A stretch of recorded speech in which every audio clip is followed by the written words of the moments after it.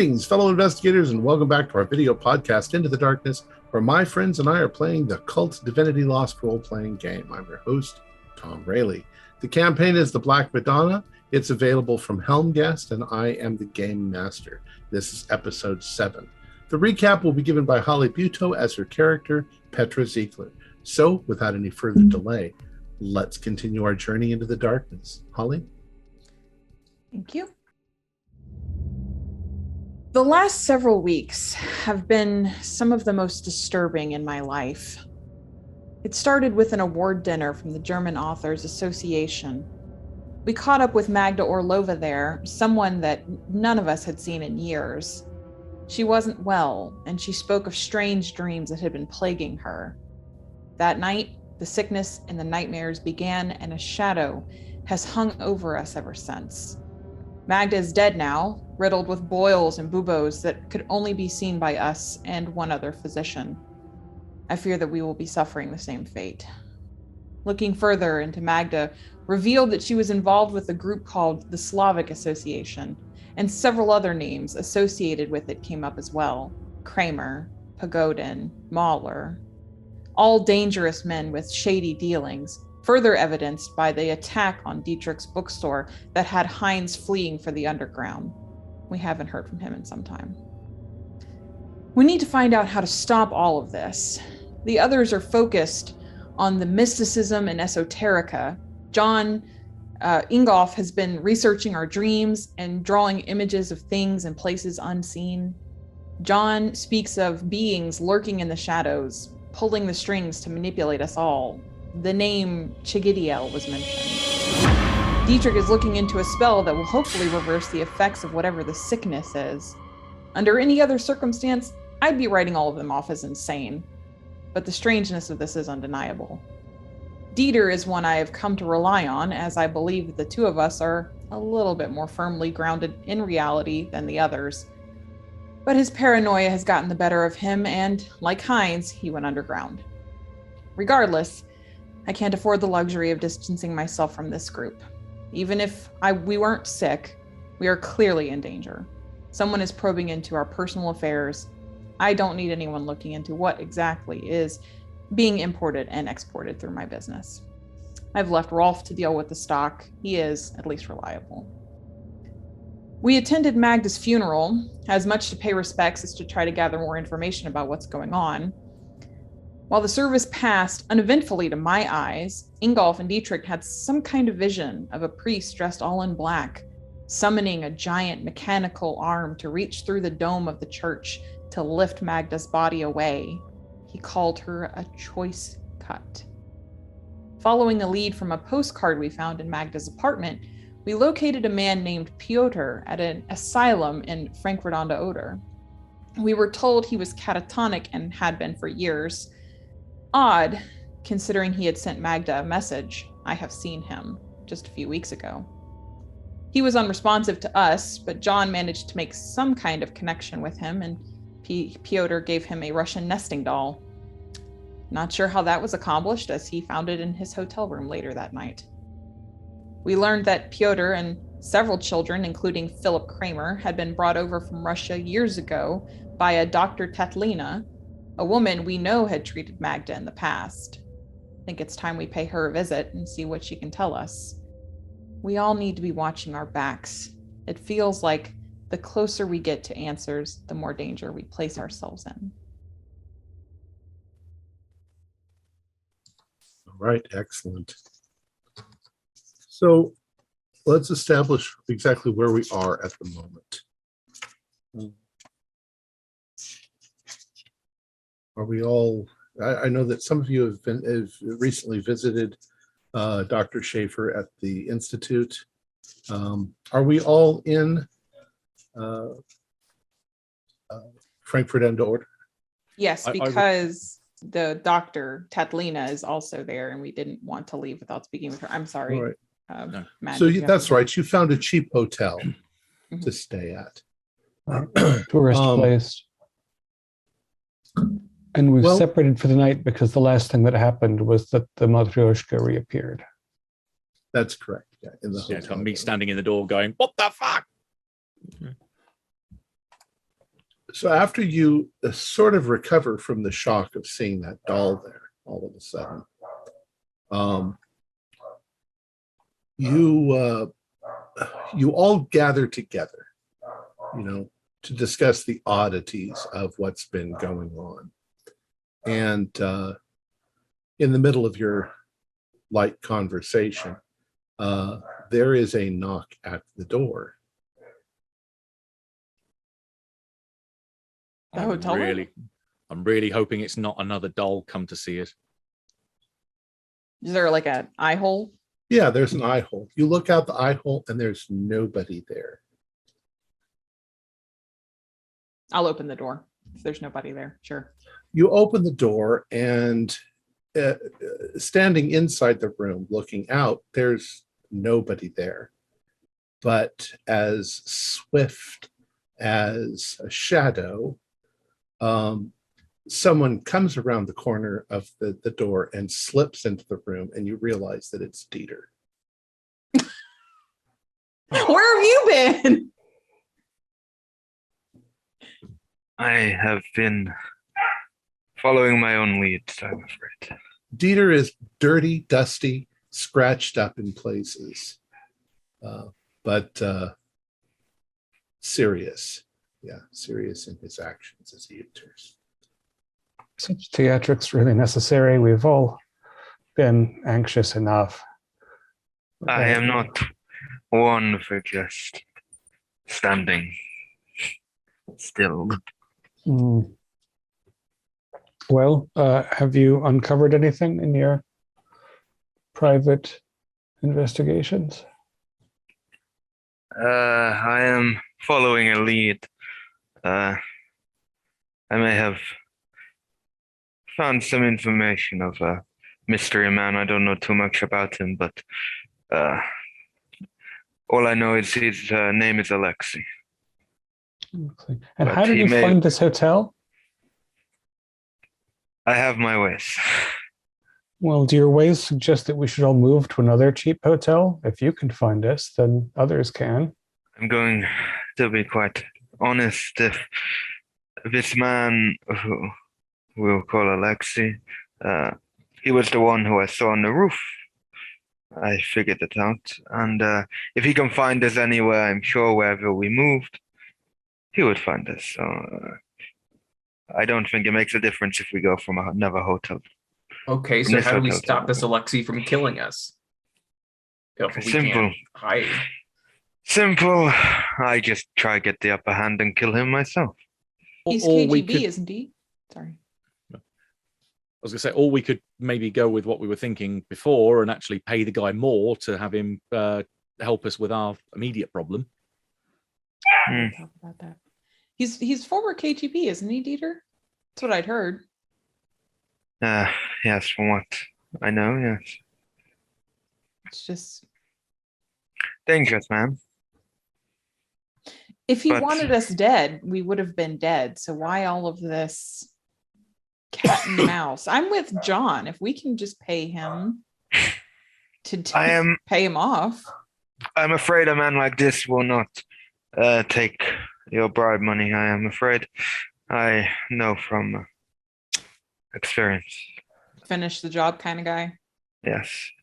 And he will, and to answer your question on why has he not just killing us, he is on orders as he is an ex-KGB agent.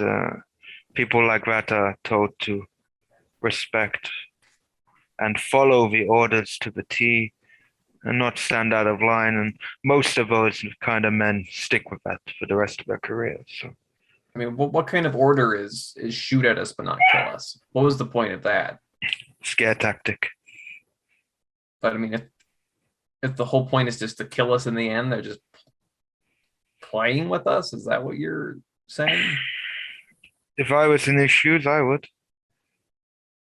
The scare part was successful. If you want to send him a note congratulating him on a job well done. He's pretty much following a playbook from what I gathered, but bribing won't work. killing will work, but he's slippery. Well, I know for sure that each of us has been marked for, there's a contract on all of us. So if it comes down to it, we're just going to have to kill him when it comes down to it, not if. When indeed. But I mean, who is it that wants to kill us? Why? I can't imagine that it's the East Berlin Satanists. I mean, they're harvesting us with the spell, right? Why would they kill us? This is what I just keep coming back to this point, but I just can't get over it in my mind. Why Petra, specifically? I think you may have just answered your own question. That if we are being used as a battery, as you say, I think we're all in agreement that we are some kind of power source charging something up. Wouldn't it make sense then that someone who is against them wants us out the way to remove that power source?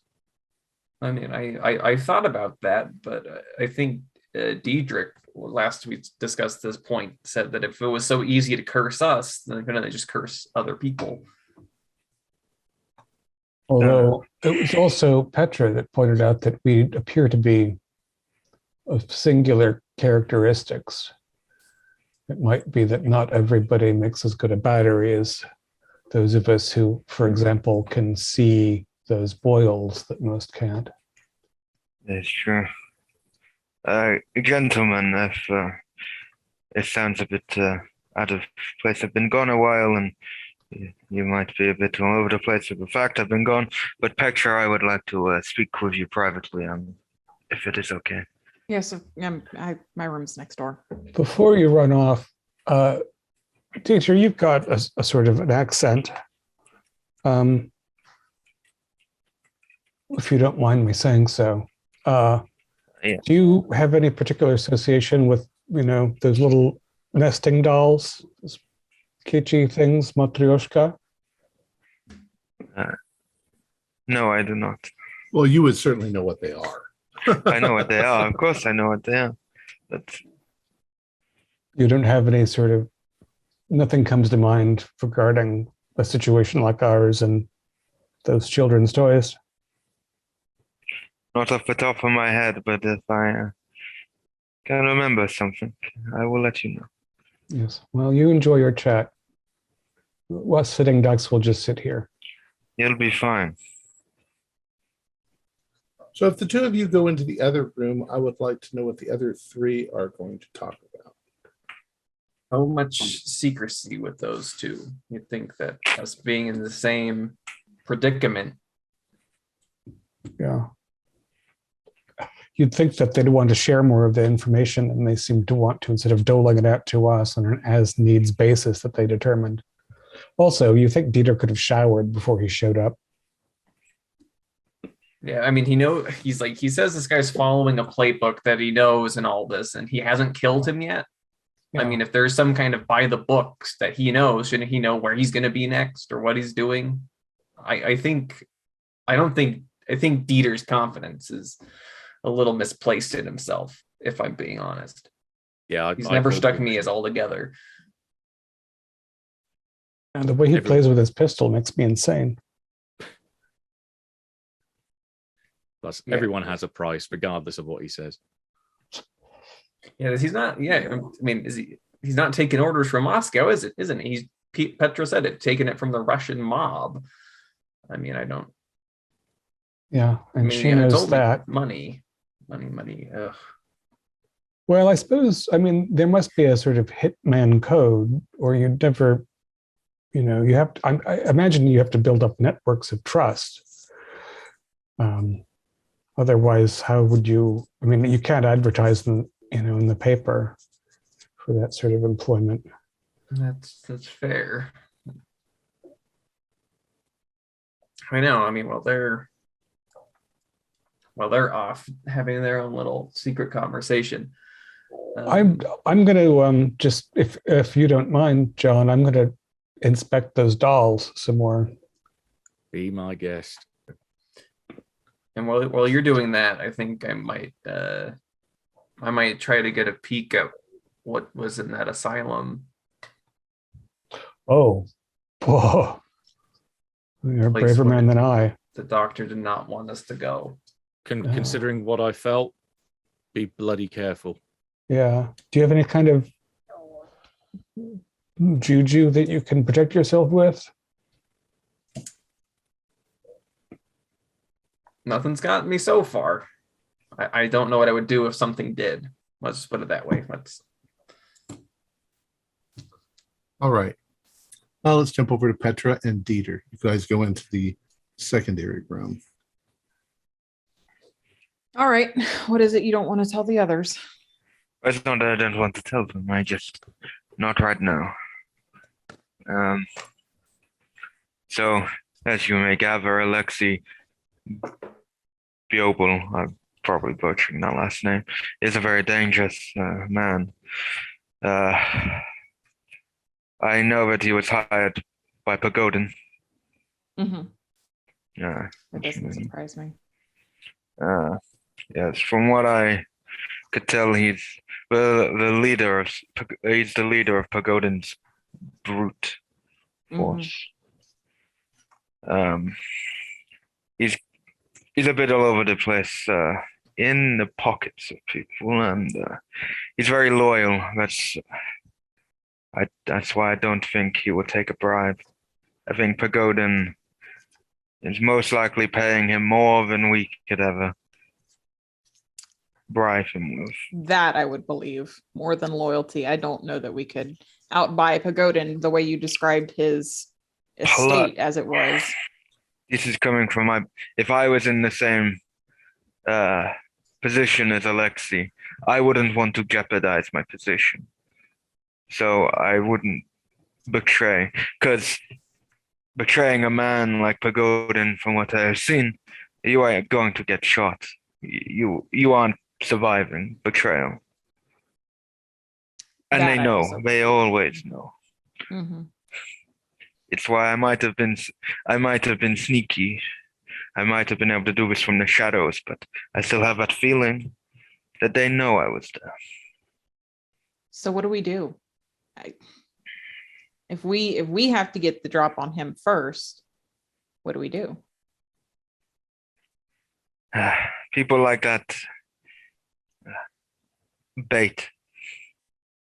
Try to bait him out. There are always ways play into what we know, play into his passion. So. Okay. Maybe set a trap, make it obvious we're going to be someplace, but be waiting for him, I suppose. But the thing is, for all I know, they know what we're talking about. They could be looking in on us. There could be someone in the next room across that is part of this whole Pagodin group or whatever. Because there's got to be a wider picture than just Pagodin himself, obviously. But why are they doing so much digging into all of us? Why do that when they're just going to turn around and kill us anyway? It's what makes me think the ultimate goal is not to kill us, but to use us somehow, maybe. But then, what use am I that Alexei is not? You get my meaning? Mm-hmm. Me and Alexei are like-minded in certain ways. So how would I be of use? Right. So I don't know the answer to that yet, but I would like to find the answer to why not kill us. Because if, as I stated, if he was going to kill us, we'd be dead by now. It was just scary. We'd be dead. Yes. But yes, I do want to tell them at some point, the three of them. I just thought it'd be best to speak to you first. Of course. You are making the others paranoid by doing things like this. You know that, right? I know, but it's the fun. It's the fun. Add a little spice to the normal people's lives. Yes. Just so I get a sense. You see? All right, Dieter. All right. Well, at least you gave me a laugh. At least there's that. And then I take my flask and I have a sip. We probably better get back to them. They might. All right. Yes. They you're might be right. panicking. John, what did you say you were going to do? Mainly, watch what happens when Dietrich has a look at this doll. Okay. Dietrich, you pick up the doll. It opens, but there's nothing inside. There's normally nested dolls inside. Other than the fact that it's wooden and it feels, it's kind of dirty over the years. Paint's worn in places because he never lets it go. It seems, upon just regular examination, to just be a wooden doll, handmade. Now, when we handled it in the hospital, didn't it rattle? No. Okay. So the other dolls were missing while they were in Piotr's care. It's always, if they were ever there at all. I have no way of knowing. It might have rattled because I had the dolls inside, but his does not have anything inside. Oh. So I wonder if there's a chain of these for us to find. You also saw it kind of glowing. Right. It had a blue, like a Cherenkov radiation. But it doesn't, is it still glowing or is it inert now? Only if you make that roll again. Right. All right. You have to attempt to see it.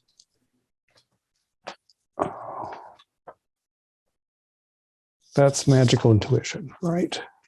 Yeah. 11. So I think that should allow me a glimmer. It's enough to know that it's not inert now, right? Right. Yeah, but there's it might, definitely something about it. It feels in your hand like it might be connected to something, but it's a mental perception. It's your mind's eye that makes it feel like it's connected to something in some way, but it doesn't give you a direction. Yeah, a pity. If it had a little glowing blue aura heading off toward the second doll, that would be very convenient. Yeah.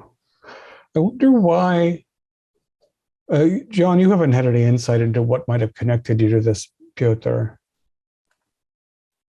Nothing I can think of. Yeah, that's interesting. Do you think you're going to carry it with you, or do you think you're going to put it someplace safe? I mean, obviously, you can't get rid of it. Although it might be interesting to experiment. I think wherever I go, it's going to end up as well. So if we filled it with rocks and threw it in the river, would it come back wet and empty? Or are we going to piss some little Russian deity off if we mess around like that? Yeah, I'm worried about the latter being potentially a possibility. So no rivers, no rocks. Yeah. Briefcase? Do you want to make a special pouch for it? I mean, it's a little bit, you don't want to carry it in your hand like a madman in an institution. A lead-lined box. I'm sure there's something we can find. Now, I wonder, I mean, because Diedrich, you see things that we can't. At times. I mean, this Piotr might have some other level of sight that we're unaware of. I mean, if you notice something about John, maybe he did see something about John that we can't, that we're incapable of seeing. Yeah, that's certainly possible. It might be, if Piotr is one of the original 44, I wonder how they're scattered and how they might be connected. Anyway, I guess we'll find that out if we can corner Natalia Tadlina. My only thought about that is that if she's responsible for all of this, then approaching her is kind of a warning to the others. Yeah, she's kind of a mystery, but we know Piotr, and we know that Philip Kramer was with him when they were brought there initially. His name was on the list. Yeah, and Magda. So the hymn of which Piotr might have spoken could be Kramer. Maybe Kramer paid him a visit.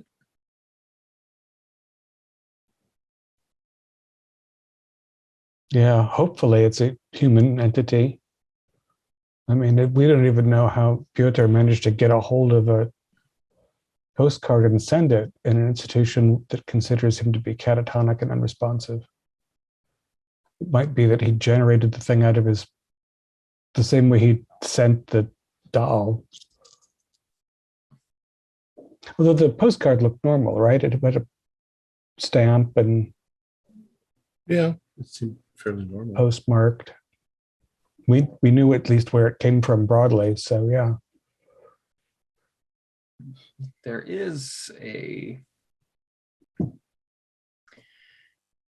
was something supernatural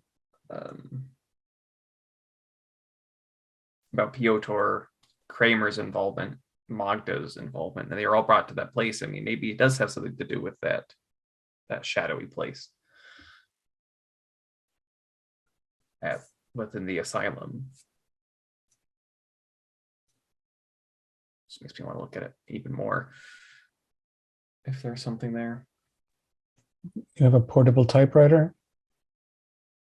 Yeah, it's one of the few things I've brought with me from my apartment. Now that there's some KGB assassin on my ass. I've had few possessions to begin with, but I did bring it along.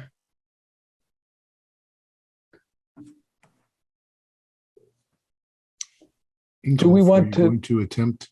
Yes, I'm going to attempt to use forbidden inspiration. Do you want to be alone or do you want to be supervised? Supervised, I think, if I start, I don't know, bleeding from the eyes or something. If you would politely stop me. Let's see. Okay, what is your intention before you attempt it? My intention is I'm trying to have visions, which is seeing through the illusion equivalent into that section of the asylum, which the others saw, that black, like that really ominous, that part where we were not allowed to go. Right. That's where I'm trying to have visions of. Okay, go ahead, roll your forbidden inspiration, sorry. And you begin typing. Okay. I saw a 3 on my dice and had a heart attack. The other one was a 10. So, okay. That is a 17 in total. Oh, cool. Okay. So, as you're typing, in this case, it affects what you're typing.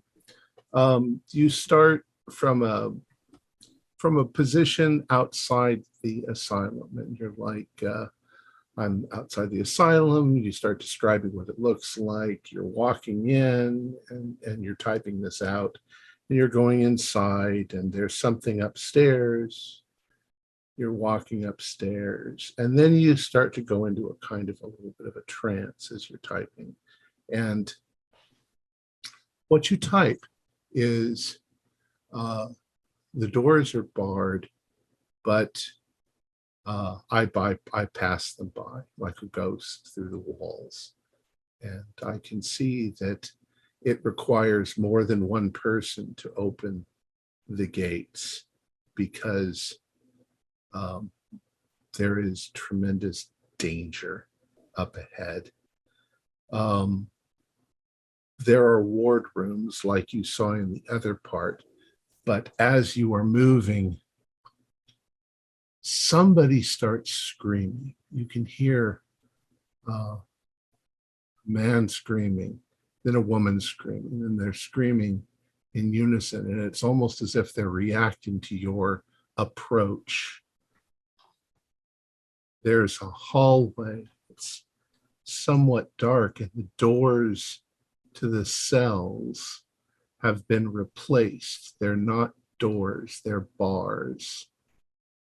And when you look into the first two rooms, they're shadowy and dark, and in the back, there's something strapped to the wall, chained to the wall, something making horrible animal noises. It's something you almost say to yourself, nothing human could make this noise, but at the same time, you know that there's a human chained to the wall in this room, and they're howling, and the stench in the room is terrible. There are 4 cells. 2 of them you can't quite see the person inside. And as you move forward, these things leap forward and attempt to claw at you through the bars, and they seem to be able to see you. They are, or were, humans about the age that you'd expect the children to be now, the age of Piotr, the age of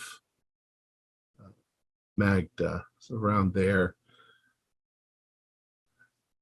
But they have damaged themselves. They've torn away bits of their arm skin and their side skin, and underneath it almost looks like plastic, and they've got bones sticking out of their shoulders, and their teeth are like sharks' teeth as they howl and gnash and claw in your direction.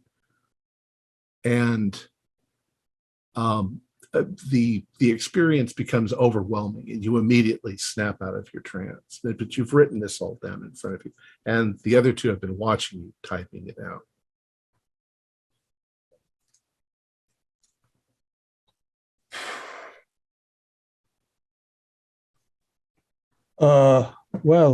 Can we get you something to recover?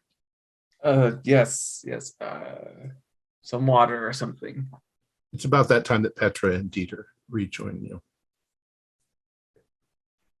Goodness, Ingolf, you look terrible. I feel terrible. He looks a little better now than he did when he was in the depths of it. Asylum?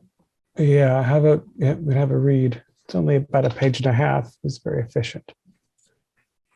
Yes, some of Tatlina's lost children may still be there in a horrific state. Chained to the walls. I wonder if Piotr, now that he doesn't have his little vessel, will begin to deteriorate like that.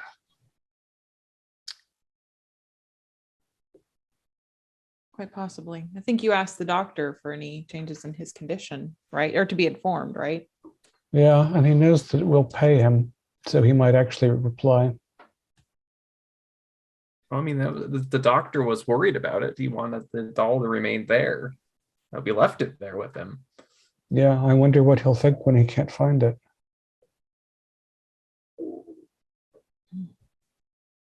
Well, I think you all should know what Dieter found out. Pagodin hired the man that's been sent to kill us. Pagodin? Mm-hmm. Yes. He's with the Slavic Association, the East Berlin Satanists, Black Sun. Yeah, so, yeah. Well, actually dropped the ball. Alexei Biovel is basically in charge of Pagodin's brute force. Maybe it's about discarding us after we've been of use as batteries before we reach Magda's state and attract attention. we have more power in this heightened state of fear and anxiety they keep inducing. Or maybe they're not all in agreement. Right. Maybe there's some infighting. Yeah, there could be a schism. If Kramer did something, if we've been cursed by Kramer and Pagodin wants us out of the picture. Well, we just, as I was saying to Petra, we just got to be careful. If I don't think, unless it all comes to a big climax, I don't think Alexei will charge in here right now and gun us all down. I think we're safe from him doing anything like that. What do you think? Do you think if we go to visit this generous provider of homes for orphans, Dr. Tadlina, that will trigger him into action? Maybe they're trying to prevent us from uncovering what is being done. I think you're onto something there. I think the more the more of it we delve deeper into this, Mr. Lee, they will start getting more agitated. Things will probably start to escalate. But I don't think death is on the table. They will find ways to slow us down. Well, honestly, if I have to choose between losing my mind as I suffer nightmare after nightmare until my skin erupts with boils that contain writhing, corpse-eating worms, I'll take a high-caliber bullet any day. I'm not a brave man. I just know my preferences. Yes, I would too, but I'd rather not die to Alex. Well, professional issues there. Did Petra tell you about the church? Yes. Yeah. Yes, he's fully caught up to Yes. everything that happened. Yes, Petra filled me in. I would like to take a closer look at the dolls. Same thing. It's just a wooden. I'm not gonna delve further. I'm just gonna hold it. Look around. Doesn't look anything special to me. It doesn't even look particularly well made. I mean, it's well made as it can be, but it wasn't like made out of gold or anything. It's just made out of paint. Right, it's not the Fabergé Matryoshka. It's Right. maybe the only thing he left the old Folk. country with. I Possibly. wonder if the others left with a single item when they were carted away. I have a foolish question, but I'm going to lean into all of this for a minute. Could that doll be Pyotr? He was so catatonic when we met him. Could it contain the essence of Pyotr or something like that? Doesn't sound so far-fetched, I guess. But Well, I'm glad you think it doesn't sound far-fetched, Dieter, because it sounds pretty damn far-fetched to me. I can tell you that it has a more of an aura than the man we left in the asylum. Maybe that's how he escaped. Some sort of transmogrification. Still makes me think that a nesting doll without other nesting dolls is only a fragment of a whole. yes, it is indeed. You want them all. So if our appointment, I think, at the asylum was for 10. Mhm. We got our room. We found a tourist hotel by the early afternoon. We've been debriefing for a while. Do we think that it's too late to look for Dr. Natalia Tatlina today? Do we want to surprise her in the morning, or do we want to see if she's got late-ish hours? It's early afternoon, so Do we even know if she has a practice? She may just be retired and living here. I don't remember what kind of listing we had. We just had some. did you look for her in the phone book or? We had a reason to believe she was in town. I don't remember whether it was a phone book or I not. think the Schaefer told us. Yeah, the doctor at the asylum had just told us she was here, but he didn't necessarily mention if she was practicing. Yeah, let's see if she's got any phone listings. She does. And Does there's she an have- address along with it. She lives about an hour outside of Frankfurt on the Oder, but it's not that far, out in the countryside a bit. Does the listing suggest whether it's a private practice or a residence? It's just a house. It's a residence. She's certainly old enough to be retired, even if she was a young woman when she arranged the transfer of 44 children. Was Do it you have 44 or was it 40? I think it was 44. It struck me as a vaguely magical number.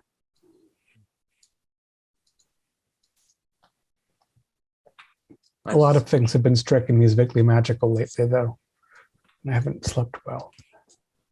Well, all we got to beware is we don't have. Well, we have to beware of Alexei. We just got to be careful.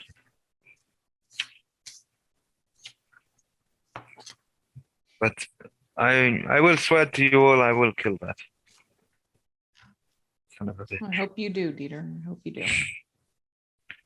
Because while I like the idea that John proposed of us outbidding him, He won't. the way you've described Pagodin's residence leads me to believe there's not enough money. We don't have enough money for that kind of thing. And Loyalties Alexei- aside, yes. Alexei won't. Loyalty is a big thing. Right. Unless something I've written becomes a surprise overnight bestseller. It was 44. Well, what do we think? Do we want to make the drive out tonight or not sleep, toss and turn, and go see her tomorrow morning? Yeah, we could at least case the joint, I believe is the terminology. Or we can find out, like we did when we found Philip Kramer's house, that it was long since somebody else's.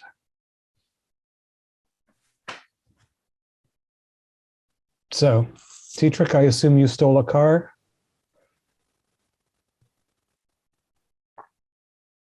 I mean, Dieter? Did it again. Yes. Of course. I think Dietrich's lost it. He's talking to himself. Shit. So we'll take two vehicles and try to be somewhat discreet despite that. That's a good idea. Dieter, I did it now. You got me doing it. Dieter, take a shower, please. Let's not stand out anymore that we have to. Yeah, let's all freshen up. The last time you went hobo chic, it didn't quite work out for you. Let's say that it's Yeah. just a little afternoon, What the- so we've still got quite a day ahead. Also, there are only 5 of you. Do you want to take 2 cars or 1 car? You could fit in 1 car. Well, German cars, That's true. unless we rented a Mercedes to come out here, and Dieter had to get here somehow. Also, Unless if we he- get ambushed by a mad gunman on the road, having 2 cars helps. At least some for of the us ones might who live can on. get away. Our car just has to be faster than your car. That's All why I right. do have a Jag.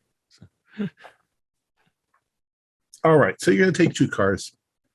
Dieter takes a shower. You guys all get cleaned up and ready. So you're going to drive out there.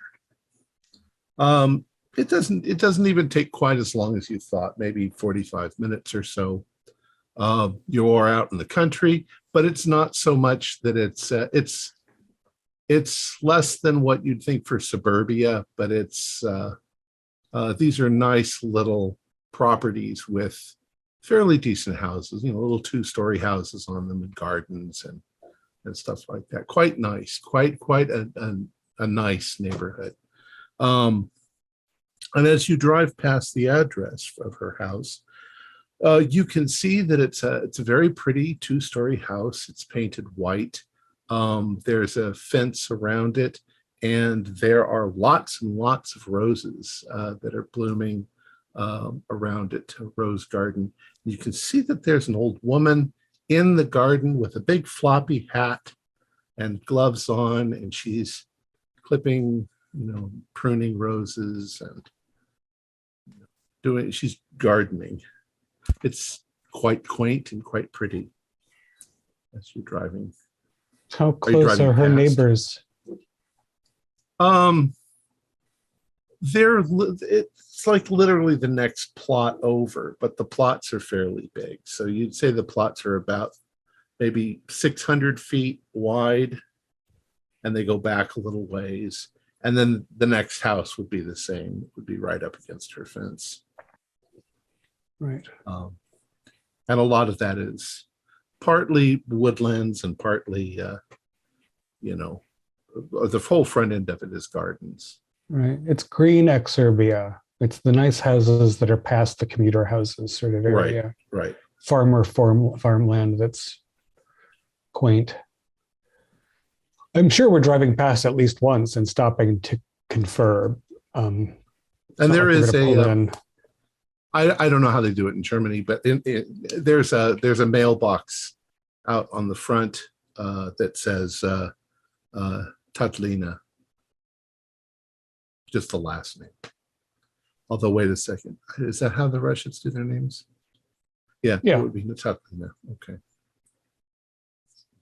And so 2 houses down, the first car pulls over and we all stretch.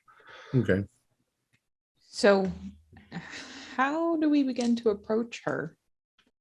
Yeah. I assume we've actually had 2 conversations about this on the 45-minute drive, but we'll confabulate them. I don't know whether we want to barge in as 5 strangers, for one thing. She looked like a pretty mild-mannered old lady, not the high priestess of a coven. I don't know. I don't know if we have to overthink this. I mean, John's a journalist. I mean, he could be doing a story about the Russian, like the reintegration of Germany and the East and West, and the Russians who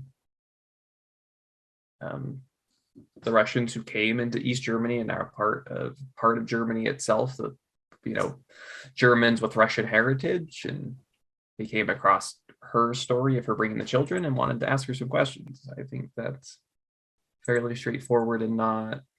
And I'm his stenographer, and Petra's our chauffeur. Some of us could stay back. So some of us could stay back, I think.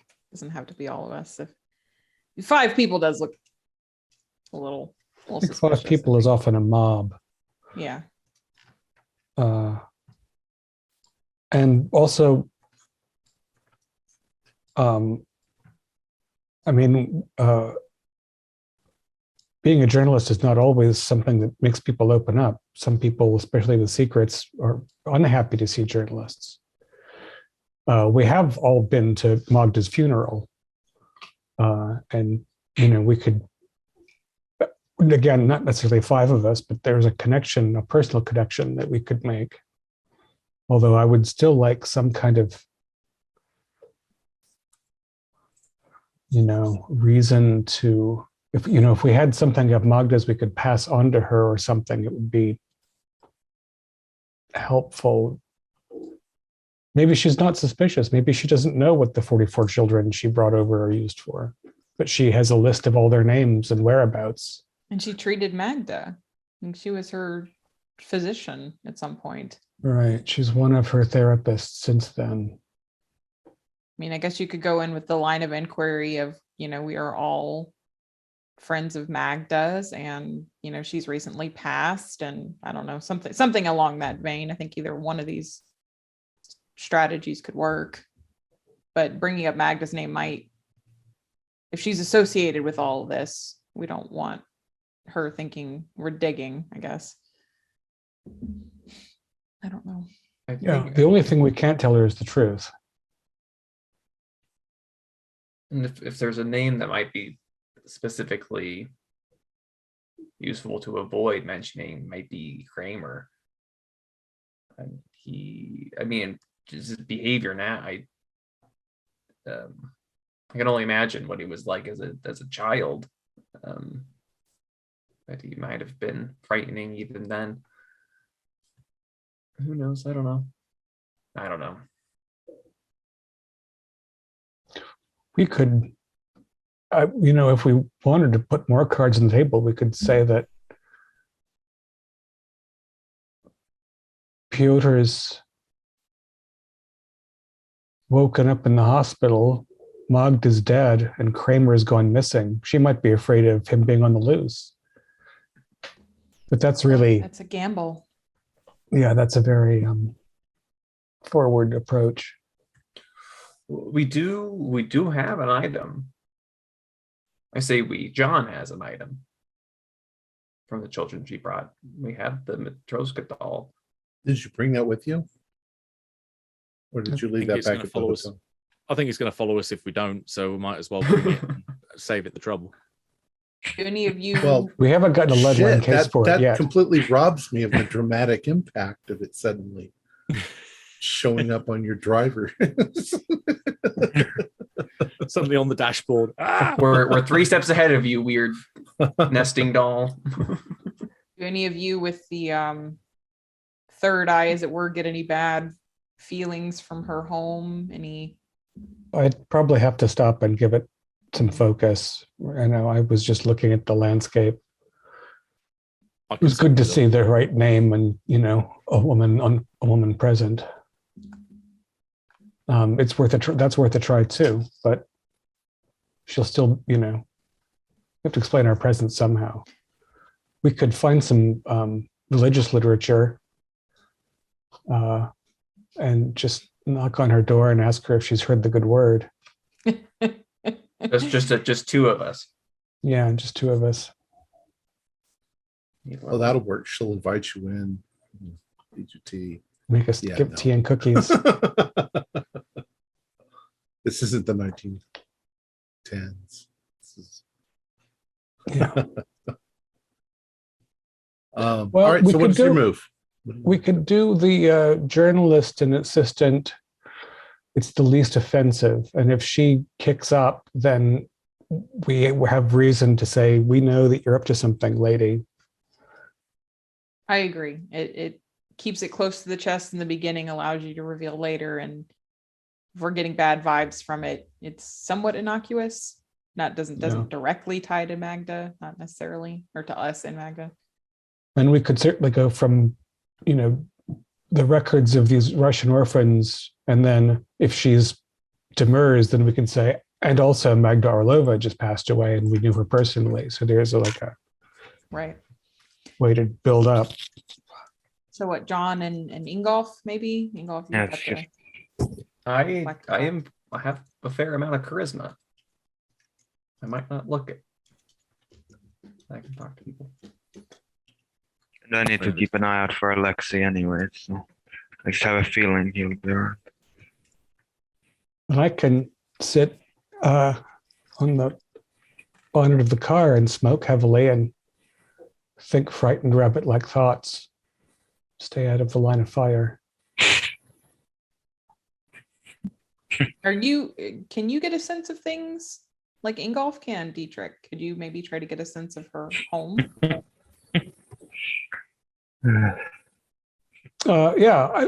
You said that there is a fence between homes, but there's no front fence, probably. There's a small fence, just mostly decorative. It's not something that would keep anybody in. Right. It's also not something one could easily stay out of sight while peering intently, though. Right. Yeah, I think that might be a secondary endeavor. Fair enough. I'll keep an eye like Dieter. I'll just try to have an eye out. Do you want to know something funny? This is the first time I've felt peaceful in a long time. That's frightening. I haven't slept in days. I don't know how you feel any sort of peace, Dieter. I have a feel for these things. I think it's at the bottom of his 3rd bottle, I think, is where he finds peace. You're not wrong, but it doesn't stop my feelings sometimes. All right. So what are you guys going to do? So I think John and myself are going up. Okay. As we do go up, I'm going to kick off enhanced awareness if it's a place where the illusion's weak and see if there's anything dodgy about this place. Hopefully before we knock on the door. Okay. As you said, you guys parked a couple doors down, yes? So you're walking now in the street and you're going by other people's homes, and you get to a point where you can see through the neighbor's yard into her yard and the roses in her house. And she does one of those things where she stands up and brushes herself off and puts her tools into a little wheelbarrow. She wheels the wheelbarrow towards a little Christ. Well, my words have just left my whole A little shed. A little shed. Yeah. I'm like, it's a room, a shed. What the hell? She goes to a little shed and she puts them in there, and you see her walk to her door and go inside just about the time you get to the edge of her property where the drive would be going into her property. So she's now inside. Her garden is lovely. It's filled with flowers. A lot of them are big, colorful tea roses, yellows and peach colors and reds, and quite a variety. She's obviously into them because, she's got them all arranged. It's like looking in a very nice rose garden, very formal rose garden.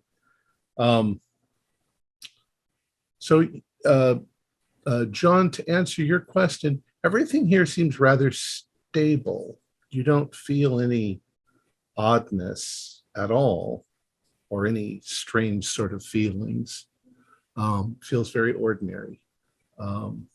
Makes a change. As you walk up to her door, once again, you're not getting any of that, spidey tingling or anything like that going on. Everything seems very normal. So you've stepped up onto her porch and you knock. And stop me if you don't knock. If you knock, you hear footsteps inside on it sounds like a wooden floor, and the door suddenly opens, and she's standing there. She's still in the same clothes. She's not got gloves on. She's washed her hands.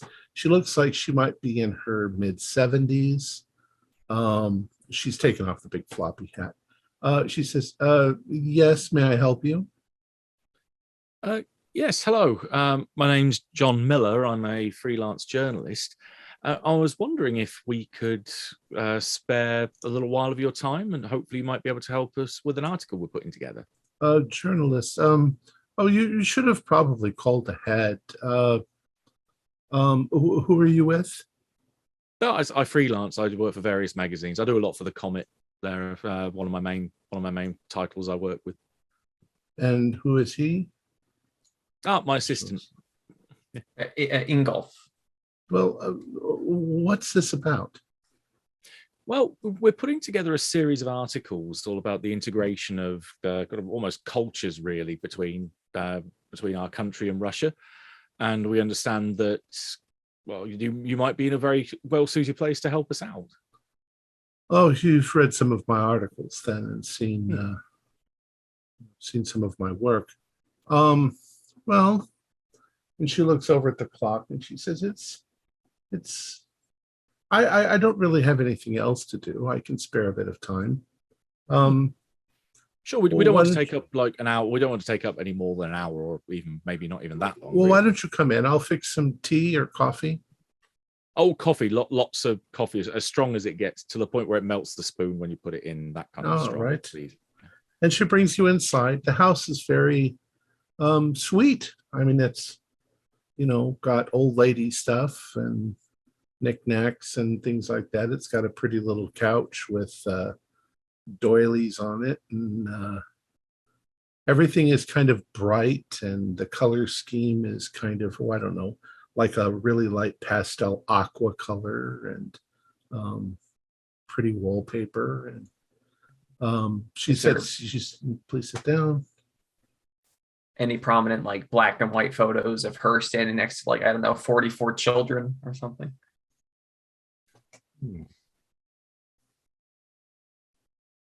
Yeah. I'd say that there are a number of pictures like that on the wall, not necessarily 44, but in front of institutes with patients and doctors and things like that. Quite a few. You don't know if that particular one is the 44 children but nothing seems to be like hidden or secret. It's right there. She seems to have, you get the impression that she seems to have had a rather prominent career, in whatever she does in child psychology. She brings the coffee. She says, I brought some cookies as well, please.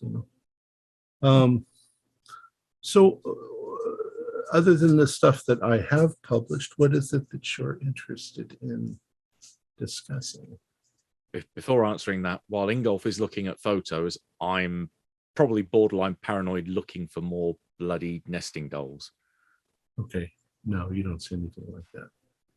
Even better. Speaking of which, though, where is your nesting doll? They're not very big, are they? So I can probably have it in my pocket, like in a jacket. It's a little big for a pocket. Yeah, I can just about get my hand in mine, but yeah, probably. Because I can't close my hand which- around this. So In which case, it's probably on the dashboard in the car. in the car. Okay. So what would you like to, if I can help you? Of course, I haven't been practicing for years now. I'm retired, but I was practicing during World War II. I think, correct me if I'm wrong, John, but part of this project is looking at the post-war period with the Russians coming into East Germany. Yeah, very much post-war. Essentially, going over we don't want to go into like minutiae because the article of which you will be part of won't be like the whole focus of. So as I said, this won't take particularly long. We just wanted to go through in your own words, now that time has passed, reflections on that, maybe speaking a little bit about motivations behind it, what it felt like at the time, what kind of obstacles you encountered. Let it go, and I'll get out my notebook and poised with pen and ready for when she starts talking. Well, it hasn't exactly been easy for a woman in the field of psychology, but my connection with working with children has been a way to sort of, I guess, allow me to spearhead that. For some reason, men don't work as well in the field as women do with the children. Children tend to trust women a little more. I'd say that aside from the stuff that I did at university and so forth, my first real job was at the Kirov Clinic in Russia, and it came to my attention, I believe, in 1943 during World War II in the spring, that there was a group of children that were suffering from shell shock during the war, the previous war, and they were being held at a concentration camp outside of Moscow, camp. Oh, what was it? Camp S-17, I believe. And I was asked if I would observe the conditions, and I went there, and I found it absolutely appalling. The children were living under, they didn't know what to do. There were 51 children involved. They were in various states of psychological damage.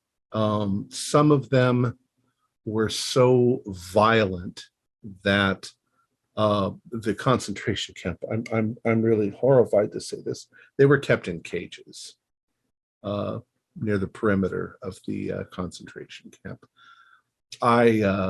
I wrote a number of letters to the government, and I managed to secure a place in Frankfurt an der Oder, the Frankfurt clinic, and take over the facility and convert it into a special facility for dealing with these children. And we brought them all over.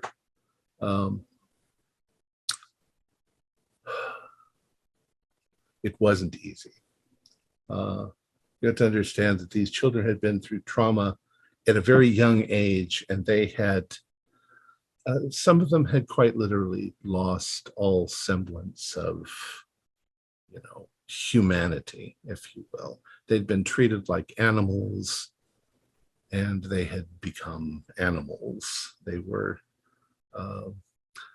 in the first year, 7 of the children died. And they were, in some cases, murdered by other children. So then we had 44. And we worked with some of them. In the end, we worked with them for years. In the end, about 15 of them got to the point where we could release them. The others remain quite uncurable. Not all violent. Some of them were just catatonic, but there was no way they could be released. And a few of those had relapses where they came back and were treated further. But yes, eventually about 15 of them were released. It's horrible what they can do to children. Children without parents, children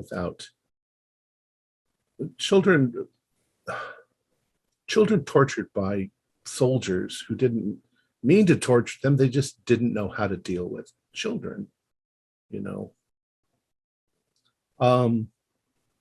I'd say it was less successful than it was successful, but I think we spearheaded a lot of means to try and rehabilitate these children. And I'd say that, 14 of them were fairly successful in rehabilitation. We also, of course, we worked with other children that had been brought, but the war was extremely severe. Some of these children, I believe, I'm guessing that they came out of the siege of Leningrad. And they saw their families starve to death. They saw their families eat one another. And it's quite awful. And she points to a picture on the wall and she says, this is not the original. This is not all of them, but this was some of the more successful people. And you can see there's about 15 children with other doctors and stuff around.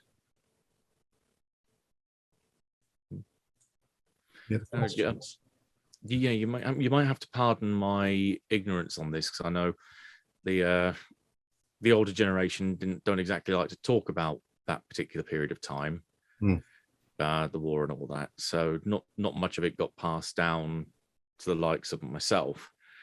When you say camp, I wasn't aware that at least the German army got that close to Moscow to have been that long there to establish a camp. So I'm a little confused. Was this a Russian camp, or was this This was a Russian camp? It was a Russian camp, Camp Kirov, and it was following.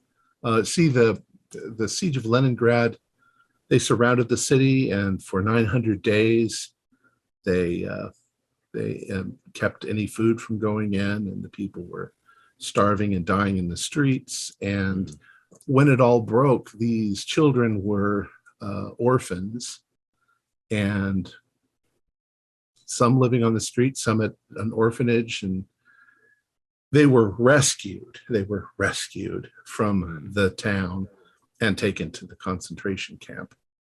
And the damage was already done, and the damage was almost irretrievable for most of them. It took a lot of work to get them. Did you ever keep in touch with the 15 who were released? I mean, you said some of them had relapses, but did you have regular communications with all of them? I kept track for a while.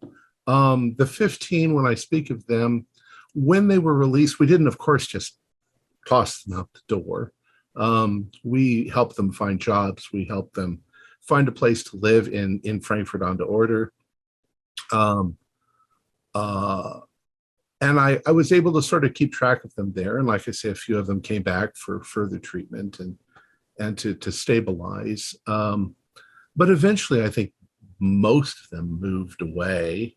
And after that, I mean, I can't keep track of everything.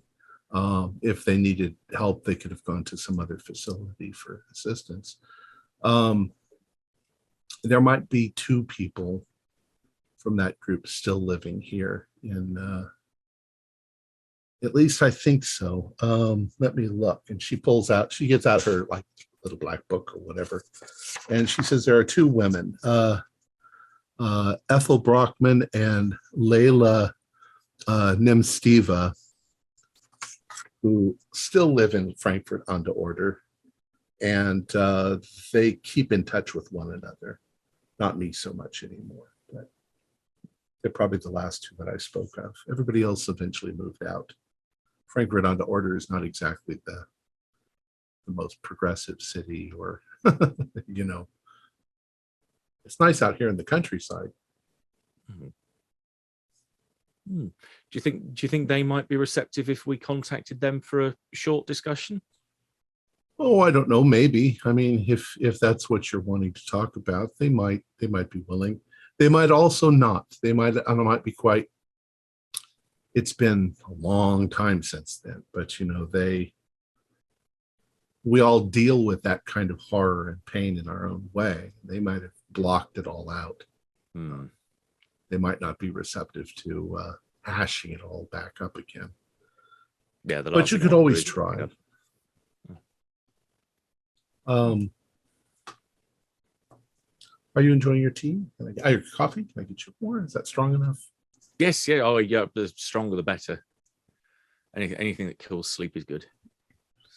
Yes, I have no idea what's going on with most of them any longer. I'm sure some of them have passed away.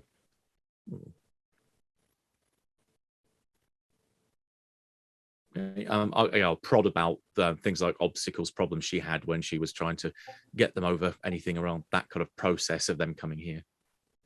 No, it was, fortunately, we were given, you know, a certain amount of clout. I thought at first I was going to be working at the Frankfurt clinic. And then it was like suddenly I was in charge of the Frankfurt clinic. And so I pretty much had my way of working with the children, which I felt was far more compassionate than having to follow some male doctors, you know, orders and what he thought children, you know, should be treated like. Grew quite fond of some of the children over the years.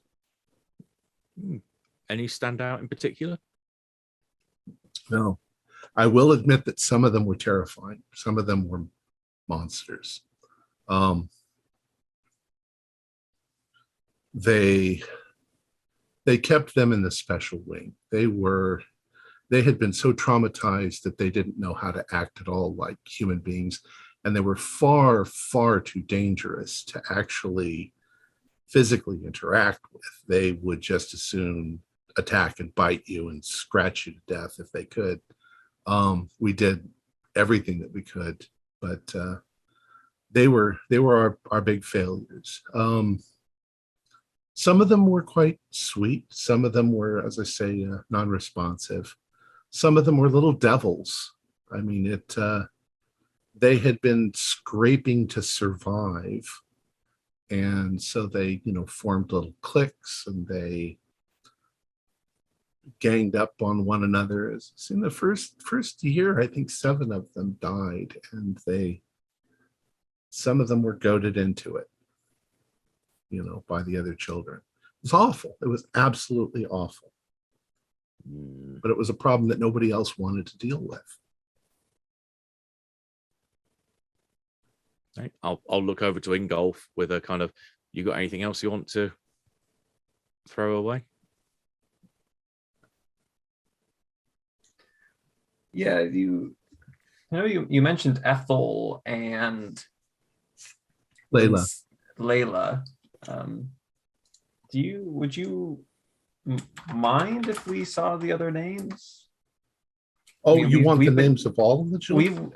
They're local, but John and I have been traveling all around, so we'll continue to travel. And you said they've moved away, but if we do manage to find them, I think they'd be great to talk to, because we don't want to focus on the horrors of their past. We want to talk about the hope of the future of their integration into German society.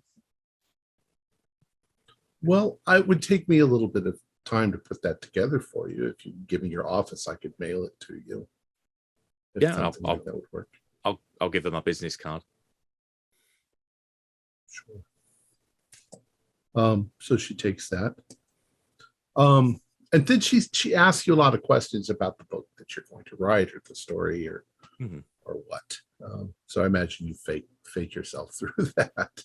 Well, yeah, I'm going to go on kind of repeating what I've already said, doing a series of articles about integration between the two countries, looking at cultures, looking at case examples, getting personal testimonies, maybe short quotes from the kids themselves. Now they've grown up, nothing too invasive, because we don't want to dig up the past too much, but we've got to do something. Obviously, there's got to be no peace and no corroboration or fact checking going in there.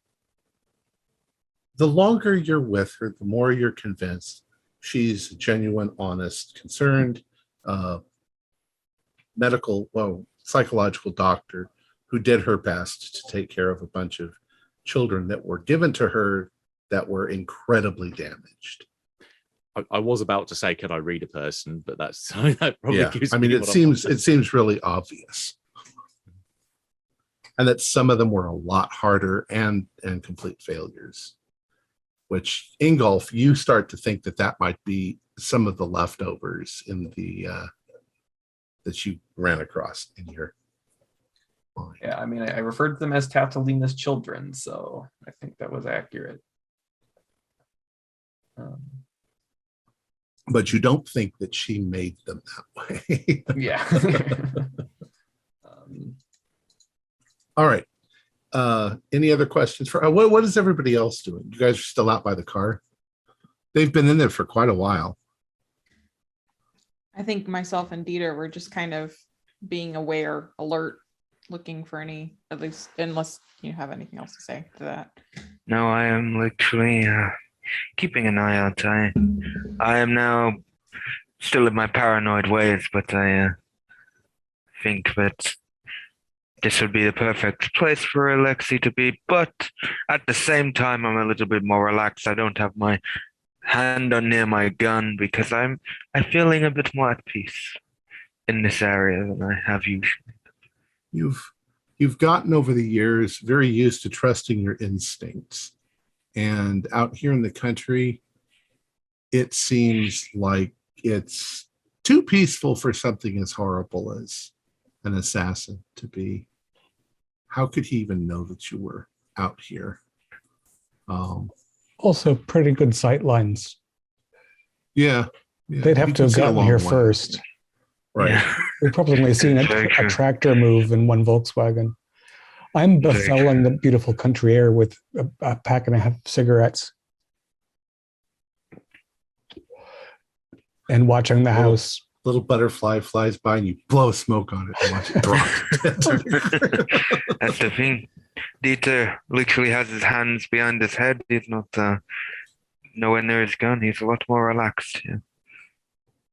Well, I would say that you get to the point, because of all the things that have been going on with you, that you're getting nervous that they've been in there too long.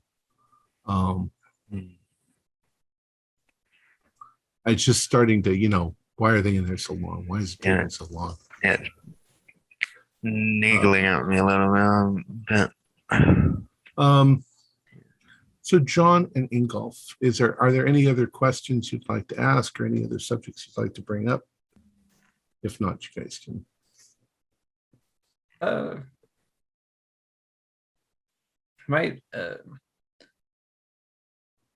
One of the things that kind of got us going on this kind of idea for a story was a friend of ours who I think you may have known, and who has passed on. We think you may want to know. Oh, who is that? Magda. Magda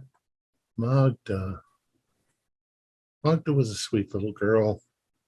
She was a very interesting case. Of all of the children that I encountered in the concentration camp, she seemed to be the most normal, the most stable. But after we got to the Kirov clinic, she became more and more disturbed, as if something was causing her danger and fear. And I mean, paranoia is a fairly common thing to happen. She never got out of control, and she was one of the more successful people. She, I believe, she went on to become an author and worked for a magazine and a number of things. You say she passed away recently. That's sad.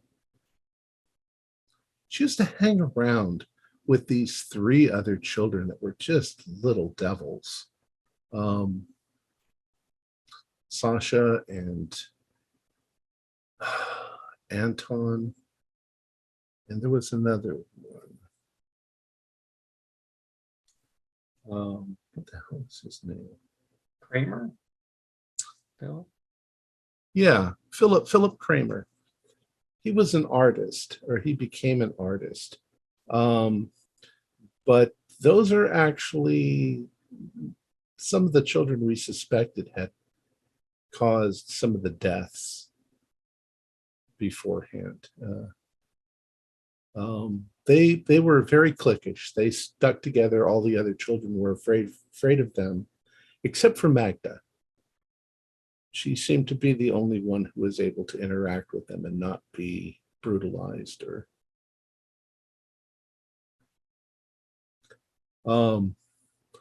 I believe that those boys have grown up too. They're somewhere. They were all 4 of them were people that got released eventually. And we're talking about childhood delinquency. Eventually, you can grow out of that. I believe they become businessmen and other. I didn't really follow what they did after that.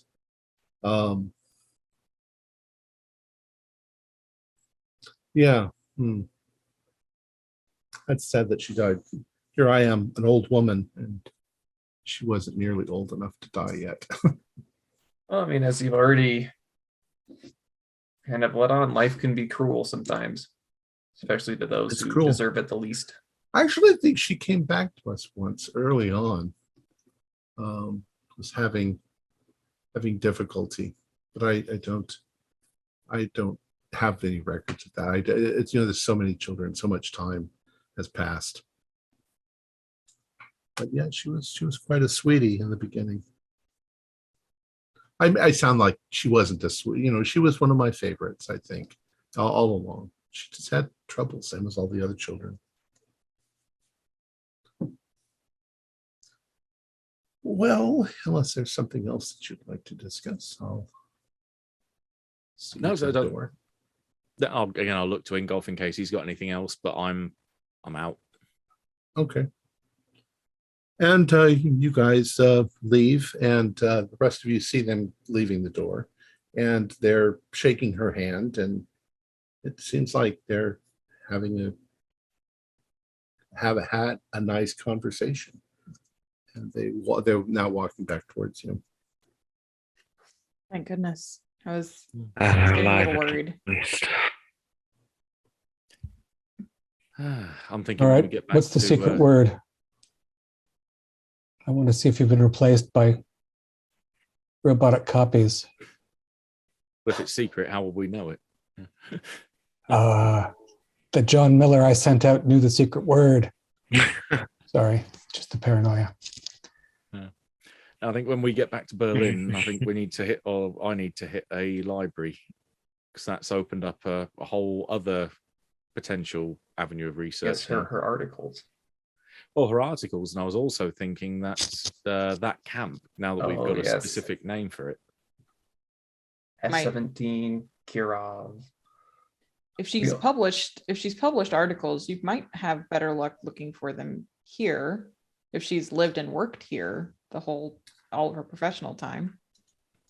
It's likely that you guys have already read most of what she'd ever written. Nothing recent, mostly political stuff.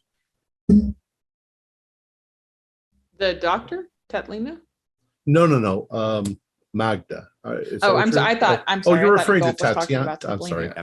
Yeah. Tatlina has written some articles, and right. Yeah, you wouldn't have read John's talked about the camp. Mm-hmm. Right. Siege at Leningrad. We could even check that weird book that we have about maladies and see if there was any such mysterious outbreak in Leningrad during the war.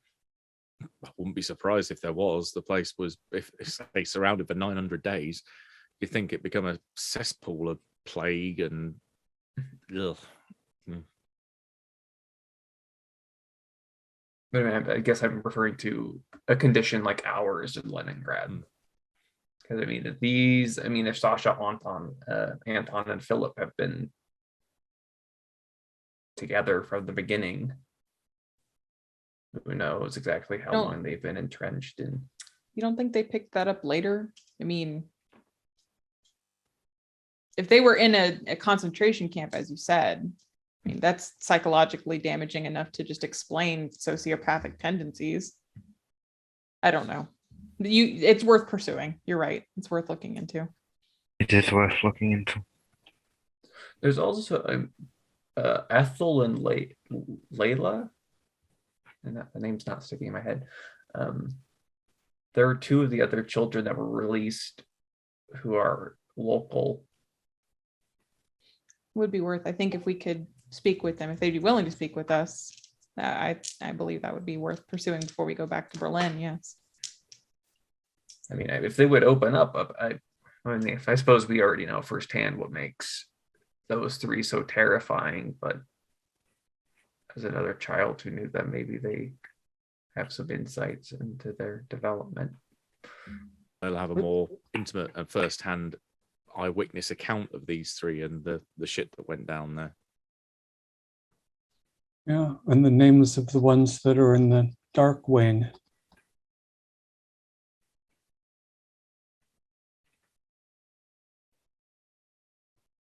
And I mean, if they're initially untrustworthy, I mean, we have evidence of Piotr's trust, right? I mean, if they remember him, if he trusts you, then maybe they'll trust you. How's John's little doll? It's still in the car. You have the ladies' names and addresses and phone numbers.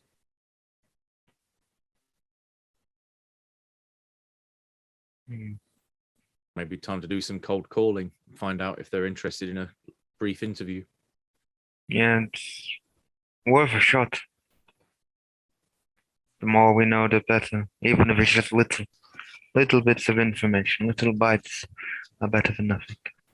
So we'll assume that you are in your car driving. Yeah, I'm thinking we got one of each of them in each of the vehicles for a debrief. And then we can, You're heading back to the hotel in Frankfurt under order. Yeah, find a place to eat. It's probably supper time, more or less. We can sit at a table together in a place loud enough that we can converse.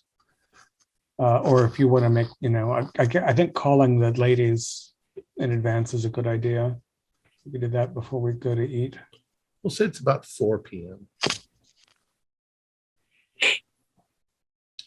All right. Who did you want to call, Ethel or Layla? Why not both? Who did you want to call first? Well, I mean, That's should we irrelevant. split one of us? If they're both willing to talk to us, some of us go to see one, some of us go see the other. All right. So you Reasonable. call Ethel on the phone, and she's like, yes, who is this? May I help you? John, you're the reporter. Yeah, we're giving John as the front man. Fair enough. Run through the same thing again. Preparing a series of articles, looking to see if we can get a moment of your time. Would you be happy for us to come by? Would it be either maybe tomorrow at this point, depending on what the time is, etc., etc.? Oh, you want to? You've given him an excuse. So, oh yes, yeah, such things should be discussed calmly over a cup of coffee and not the telephone. I can call Layla. We can both meet you here. Well, we'd prefer the afternoon if you want to come tomorrow afternoon. Sounds good. Say 2 o'clock. Don't want to take too much of your time. So, yeah, that'd be fine. All right. So you set up that appointment tomorrow. You've got almost 24 hours. Maybe John, tomorrow afternoon, I'll go with you to see if I can get a more mystical view, since we need less charms, since they've agreed to talk to you. I can keep talking while you stare, so that's not a problem. Yeah, having spoken to the good doctor. Right. I think I'd like to look into any of Catalina's articles if there's a library in Frankfurt. I'm assuming her stuff would possibly be found there. Okay. And Ingolf and Dieter? I will be sticking with Petra as per usual. Okay. I'm going to also library related. So even if I'm not next to Petra, there are still two people I know with guns somewhat close to me. And looking into history books, trying to look into Leningrad, trying to look into this camp, this S-17 Kirov All right. situation. So the three of you are heading to the library. And we'll say this is the next day. So we'll handle these two things at the same time. They're separate, but they're at the same time.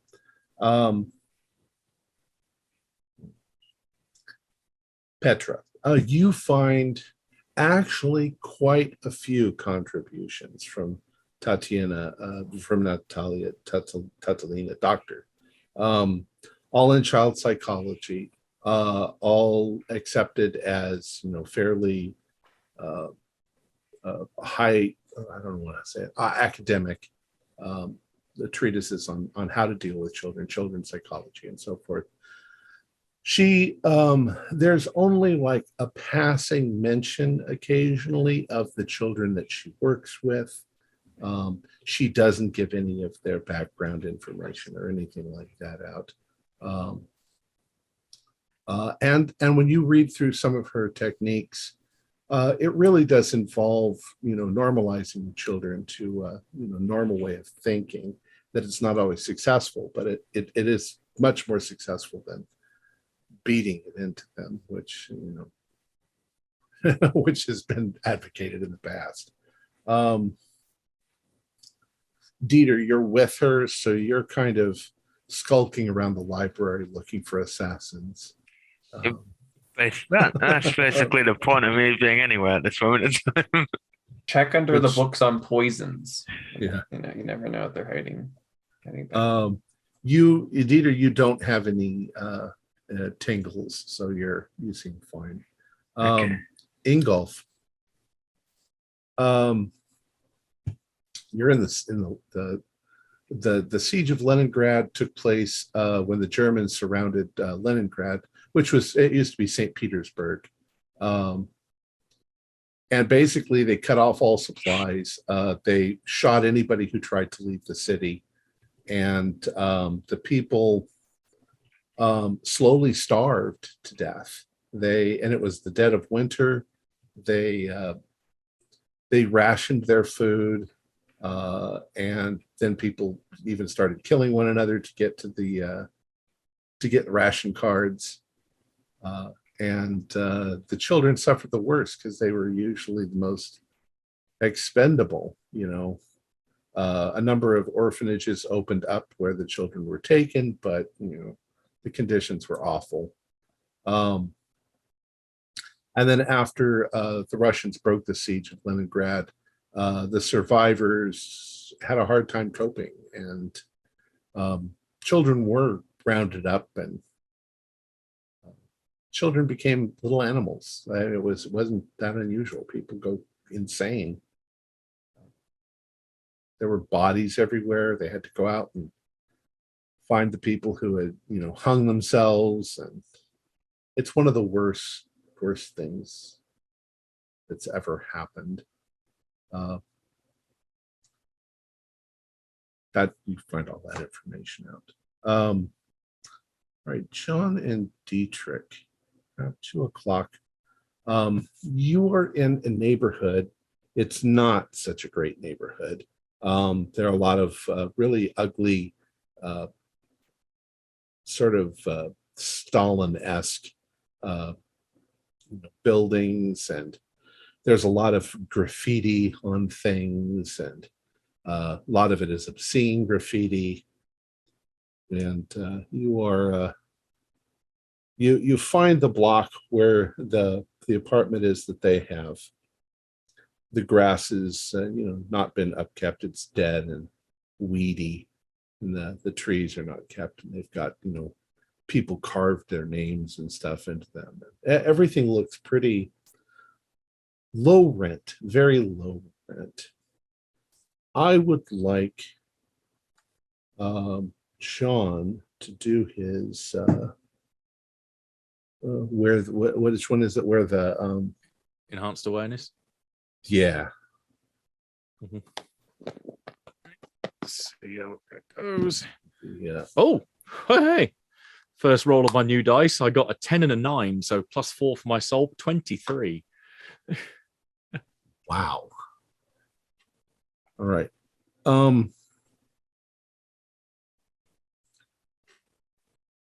Park your car, and as the two of you are walking a little ways up to the thing, there's kind of an alley.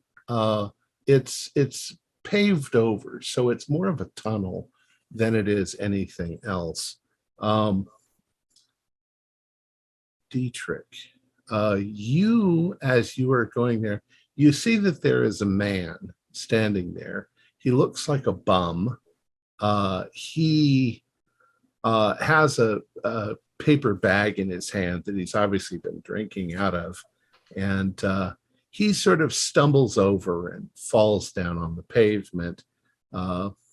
It's over there, that this happens. John, as you look over there,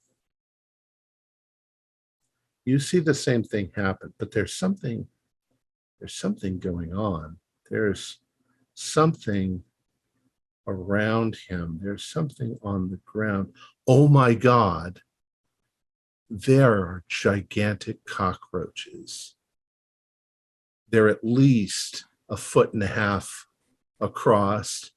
And as you look at them, you can hear that horrible skittering sort of sound, and their little faces almost look human, and they are grabbing this guy, and it looks like they're trying to drag him down into the dark in this tunnel.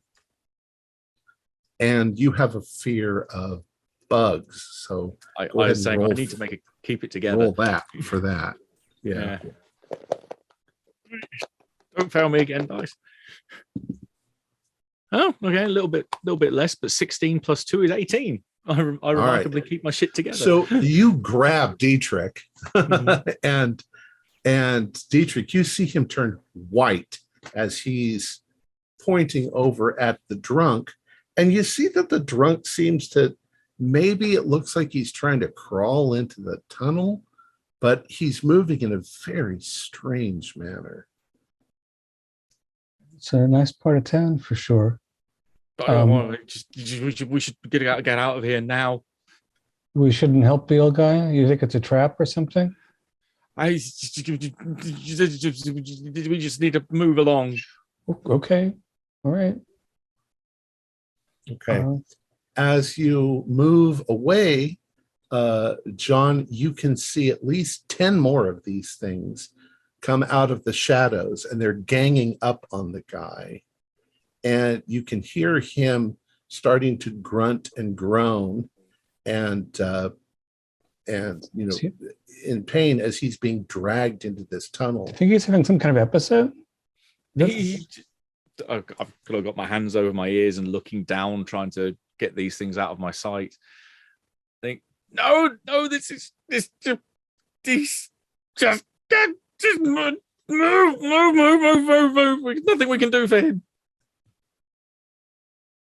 And yeah, Dietrich, John's acting odd, but as if he's urgent. afraid of something. Yeah. I'd like to. I'm going to, look at the fallen derelict and try to observe a situation. Regular old. Okay. Because I can't. There is you don't need to do that because it's happening the way you're seeing it. He's moving oddly, but it is like he's having an epileptic fit as he's moving into the shadows in the tunnel. Yeah, just hold on. I'm gonna help pick the guy up. Just put him on a bench or something. Don't let them get you. Well, keep an eye out if this is some sort of mugging trick and he's got an accomplice. Big ass cockroaches aren't interested in mugging. All right. So not seeing this, if I go over. Right. As you go over, you see the guy does seem to be having some kind of fit as he's twitching. He's scraped his skin on the cement. He's bleeding in places. It almost looks like there are bite marks taken out of his arm as he's injuring himself. John, you see as Dietrich approaches that some of these cockroaches rise up almost on their back, their hind feet, and they're hissing and spitting at Dietrich as he's coming towards them, but they're afraid of him. So they're acting like cockroaches would when somebody flips the light on. They're getting away, but they're still trying to drag the guy into the shadows. I'm going to call over to him. They see you for sure. They see you. Oh, thanks, John. I'm looking around. I mean, it's shadowy, but he's alone, the old fellow. Yeah. I'm going to be like, Grandpa, can I help you up? Can I call somebody? He's non-responsive. He seems to be unconscious and twitching. Oh, hell. Jesus, still twitching. Oh, is he on his back or his front? He's laying on his stomach. Okay. So I'm going to gingerly roll him over and see what his face is doing. And, I'm no doctor, but. You do that. And John, it's funny because from your perspective, it almost seems like Dietrich is shooing these things away as he's turning over the guy's body, and the things are fleeing. And after a moment, the things have all disappeared into the shadows, and Dietrich is sort of helping the guy sit up. The guy's injured. He's definitely bleeding, but. Do you live here, Grandpa? Is there somebody, can I get your family here? He is obviously very drunk. So he's incoherent as he's sort of half waking up. But now that he's sitting there. Yeah. So we're in kind of you said it was sort of a shaded alleyway. Right. Yeah. Like it's a tunnel that would go around to the Yeah. back. So these kinds of, Stalin's teeth complexes, they usually have like ugly courtyards with benches and things. I'm going to half pull the fellow in our direction with like, maybe a handkerchief between me and his soiled jacket.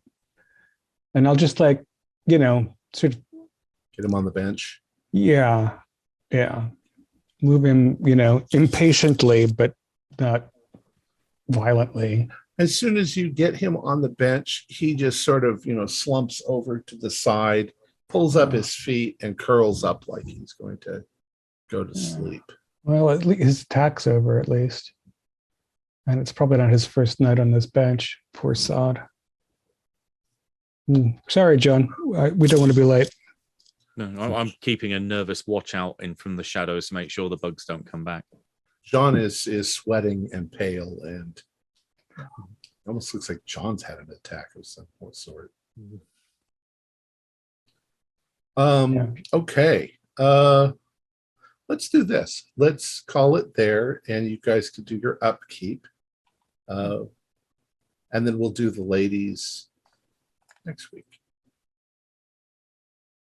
Okay, so upkeep. Good. All right, well played, everybody. Good to be back. Plot thickens. First time I've had a disadvantage come up. Yay. Right, we've got our standard questions then. Have we discovered anything new about the truth? I'd say hell yeah. Oh, yeah, we did learn that the orphans are the ones in that dark and mysterious part of the asylum, or the not habilitated ones. Yeah. Just a big background in general. Mm-hmm. Those kids are closer to hell than we are. Yeah. Right. Have we learned anything new about our characters? Personally, I say no for myself. Diedrich is a chain smoker who talks to himself, accuses himself of vehicular theft. Scratches himself up with that gun all over his face. Yeah. No. Or Dieter, rather. Yeah. Oh, yeah, me doing the bloody. It's terrible. We're all doing it today. It's an infection. Trying to transplant your identities. Yeah.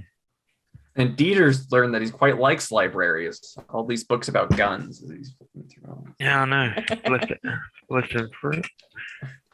Got to do a finesse. That's all. What's the third question? Have we challenged ourselves? Myself, no, I would not say. No, not this week. It's all part of the day job for me. Yeah. Well, apart from giant bloody cockroaches from nightmares. Yeah, the only way I extended myself was toward that fellow, and it was because I did not know there were giant bugs on him, or I would have been just as happy to lead him to his horrible fate. I fear. Mm-hmm. So which hook was the one we all shared? Was it Confront Catalina? Was that everybody's? Yeah. I've got Find a Way to Stop Our Enemies. I have that one too, so maybe that is our... I should find a way to save my life from the assassin. I think that's the one we're all... Not dying. Right, and the way I described it was stay execution, so yeah. Stop our impending assassination. We didn't stop it. And well, but it's about the effort, right? We like did the stay effort it to do that. Did we really? Yeah. Was there we an just effort? We told Dieter, go get him. Or when Dieter said, I'm gonna go get him, we're like, yeah, you go get him, Dieter. Good job. Well, like, yeah, I had an idea. Dieter walks in and blows that idea apart. So like, shit, Right. back to square one. Oh, I'm here now, so you don't have to worry You're here, and I worry a little more now. But what? I It's don't not feel like safe, sorry. It's not like I'm going to assassinate all four of you. All four. He's cutting in on the money. That's He's He's been subcontracted to do the job. Boy. So what's everyone else's? My other hook was to visit Dr. Natalia Tatlina, which I did not actually do. Although we did go there. Yeah. We got the information out of her, right? Like that's we did. The point of it.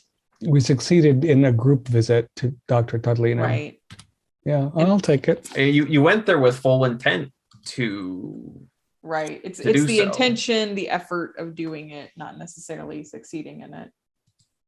Did anyone have anything other than that? I should investigate the asylum, which I did, and found You did? those children. You did. Sure did.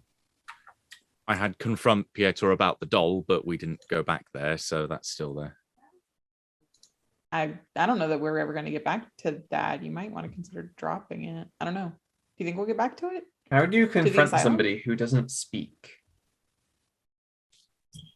Well, as long as I confront him, he doesn't have to reply. Oh, that's true. It's true. You just have to try. You're shaking really hard. I mean, we're in the city. It's not like you couldn't do it. You could do it. So, and Josh, I guess you. I don't know. What was your holdovers? Do they not even apply anymore? Probably not, because mine are like 2 sessions out of date. Gotcha. That's fair. So, what's our new group dramatic hook? Are we counting the saving our life from the assassin as done? No. Okay. No. All right. So that is still the mid one. Maybe I should add that. I'll add that. Yeah. Yeah, yours is more specific. Shoot the assassin repeatedly. I'm literally just gonna put shoot. I should shoot Alexei. Shoot Alexei in the head. I think it's a little more complicated than that, because Alexei is just the guy with the gun. Exactly. The guys who are trying to get rid of you are the 3 Russians. Right. But again, I'm so confused. The thing is, if I kill Alexei and then try to kill us, if I kill Alexei, they'll just send another. Yeah, but that sends a message to them. Then we'll keep shooting them. I don't know.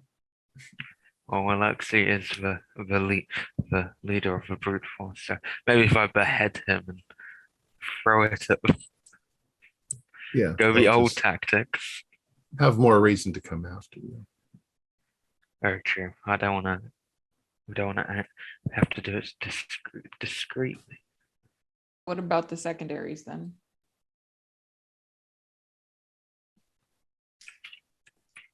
Are you, Matt? Are you keeping confront Piotr? I don't think it's a bad one. Unless anyone's got any better ideas. I'm with Morgan. I don't know what you're going to get out of it, but you might. So why not? Do we want to go back to the asylum? Do we want to probe into the crazy part of the asylum? I mean, that's. Eventually, we might have to deal with those things, or at least release them. But I don't think that's going to be the next step. Right. I wonder if instead of confronting Piotr, you should be understanding the dolls.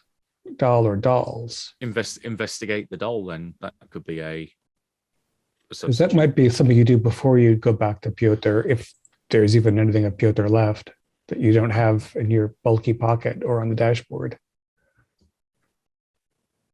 Yeah, I mean, you could do experiments, like leave it somewhere, go and see if it follows you. Like there's some kind of coming to understand the doll better and what it's going to do in situations, that kind of thing. And hopefully not piss it off. Well, yeah. We might be just outside an apartment that has a doll or two in it. Although I don't think all 44 survivors, or even all 15, have pieces. But we don't know. We could. What are you saying? Like try to nest some others in it and see if it does anything. Well, yeah, I think what he's getting at is that there might have been a whole set of them that was distributed amongst the and find the other pieces. I should know if you meant like experiment with it. Anyway, what about everybody else? See, on I know, like the foil assassination, we're treating that as a bigger picture. So maybe you guys have to come up with maybe mine could be actually to kill Alexei. Is that you have a reason? I mean, My maybe if person- maybe if we can capture Alexei, and that way they don't know. Yeah, that he's I dead. think that we could give Dieter the command, as it were, intercept Alexei, but in a way that's the same as what we have, is stop our assassination yeah, plot but- against us. Yeah, but I said what Tom I think was getting at was that's a bigger picture than just Alexei. So. Right. If we can mediate the problem by assigning you to stop Alexei, then that's a step we can ask you to take. Yeah, and it's certainly a short-term goal that contributes to the long-term goal. Yeah. Because if we're like, well, if we stop Alexei, they're just going to send another one. But if we don't stop Alexei, Alexei's going to kill us. So he still needs to be stopped. Even if I just try to capture him and, get some questions out of him. Everyone breaks eventually. I guess the question you need to ask yourselves is cutting off the arm and putting a Band-Aid on it going to actually do anything for you? Yeah, you'll stop him for the moment, but you're going to bleed out. There's a Our much- arm. much more dangerous thing or group of people are after you at this point. Yeah. So I guess is the way to save our lives to reverse the curse onto them and then flee the country? Well, and I think It's time to think go that to America. the question of the execution is not the same as the question of the disorder within us. Yeah, that is still progressing. Right, to stop them from killing us with this assassin. I mean, if we don't get the curse off us, we're going to die anyway. Yeah. And we can't leave, we can't skip town fully until we get rid of this curse, right? So we have to get rid of the curse and then disappear, essentially. Is another way to. Well, if we get rid of the curse the only way we know how, we're not going to worry about them anymore. Get rid of the curse, cut off the heads. Well, it's not much of a hint, and I don't want to give you a real solid hint, but you have two people in your group that know something about disappearing.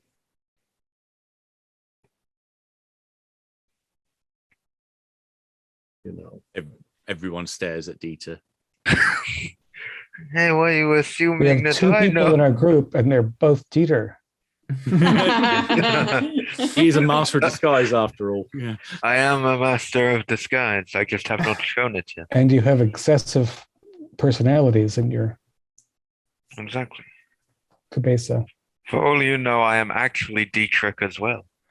I am that good. I have turned into You could two at least be people. Heinz.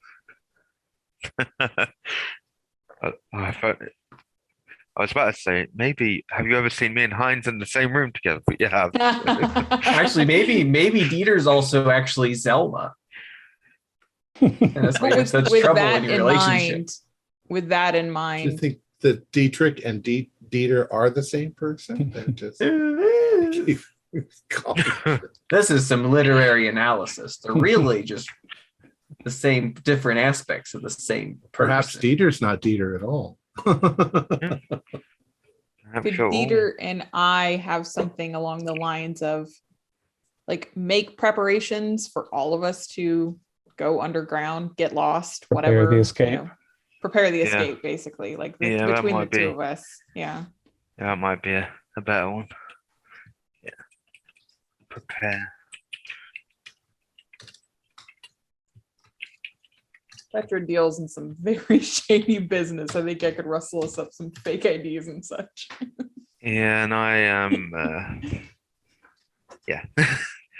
Dieter can help with that. We'll change, Vanishing to the Caribbean might help me with my marital problems as well.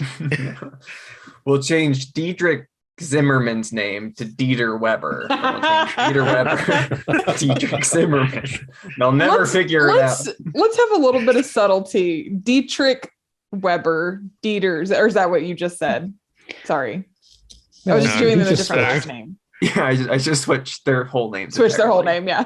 No. Just give each other the last name. Be good. Give me Weber and Zimmerman. Yeah. Weberman. Weber.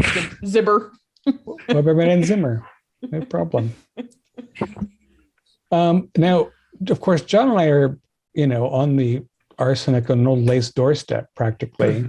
So there's there's some hook potential there. Sure. But do we want to have larger goals than what we're already doing? Diedrich could check in to make sure that his wife is still alive / not a hostage. Does he care? Yeah, we're going to figure out what to do. I would take care of a problem, wouldn't it? And you can be assured we have insurance in that regard as well. This might be the most lucrative year of my life. We have Zelma. Thank God. I think getting a perspective from the two women on the three Russians that we're up against it's going to be a little bit more personal, like accurate than what a doctor is going to give us, So having you get that information is valid. I don't think the universe like that suggestion very much. That was me. I'm sorry. Was that there's a spring on my mic arm and I accidentally hit it. I was about to say the computer says no. I didn't realize you guys had heard that. We're sorry, Zoom. We're sorry. We didn't mean it. Suddenly we've crossed over into paranoia territory. The computer objects. We're all Dieter.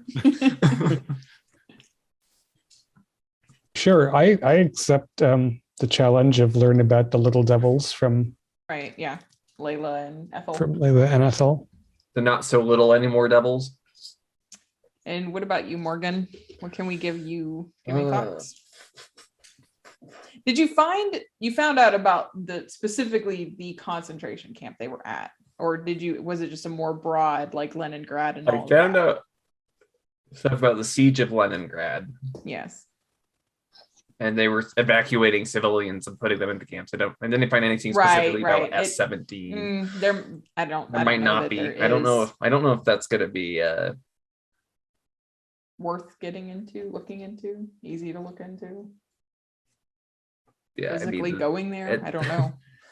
It's only like if they're a very secretive, government organization that would bury things that would make them look bad. So I don't know how much of that would be extant in the 90s. An area of inquiry, I don't know that's necessarily for Ingolf, but the institution that Tatlina was running seemed like it was wholesome, even when they had to put the problem children in the special wing. And now it seems to be a profoundly corrupt establishment.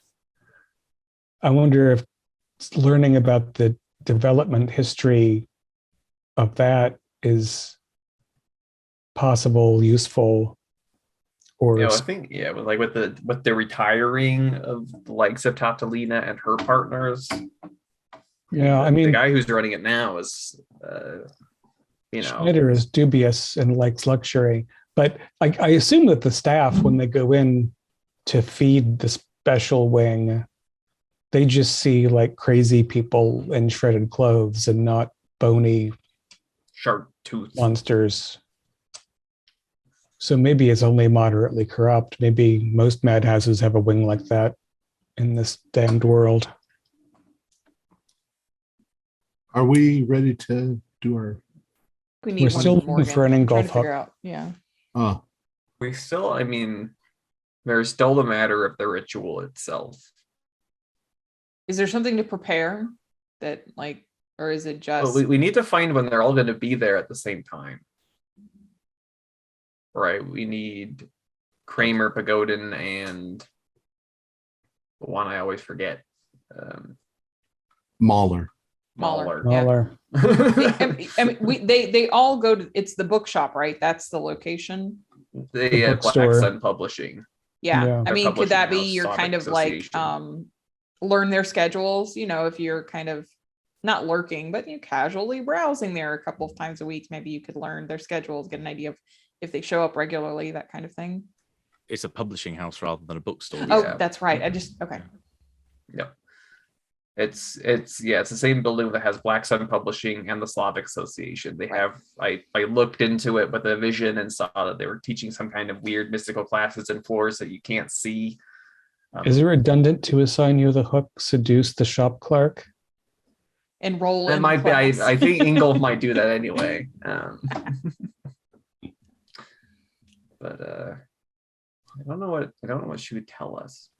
Or I mean, she's chock full of conspiracies. I don't know how much of it could be anything,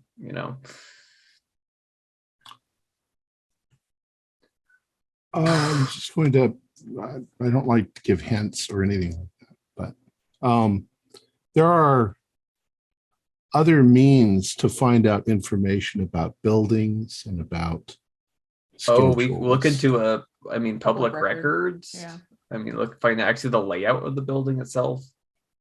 Or we could just say investigate we could say verify that that's their lair, or investigate that building, which could involve anything from public records to I'll phrase it: prepare for the ritual by investigating routines and location.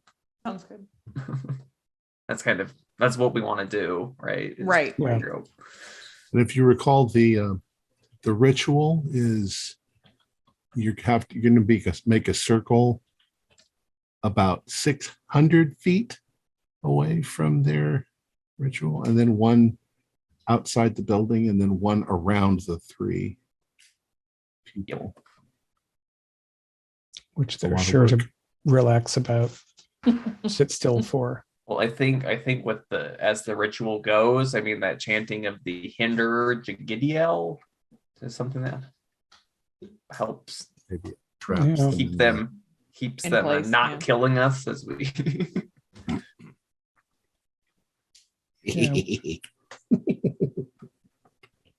So, what is your thing? Then we'll finish up, and we can talk more. Yeah, it's just mine is I should prepare for the ritual by investigating. Probably gathering whatever materials. I should prepare for the ritual. That's my hook. There we go. All right. Cool. Let's go ahead and finish up. Our players included Matthew Sanderson, David Gasaway, Holly Buto, Morgan Llewellyn, and Josh Harwood, with yours truly as the keeper of the secrets, the game master. We have a Discord server where you can chat with other members. You can set up private games. You can learn the finer arts of gameplay and game mastering. We provide audio-only versions of our shows, free for you to download from Podbean or iTunes. If you'd like to help support our show, please visit our Patreon account. Just $1 a month helps us a lot. Like, share, and subscribe to our channel, and punch the bell icon for updates on our latest shows, and leave us some comments. We enjoy reading them and answering any questions you might have. This is Tom Rayleigh, together with all the members of our gaming club, inviting you to journey with us once again into the darkness for another adventure into the strange and terrifying world of KULT Divinity Lost role-playing game. Until next time, good luck and good gaming.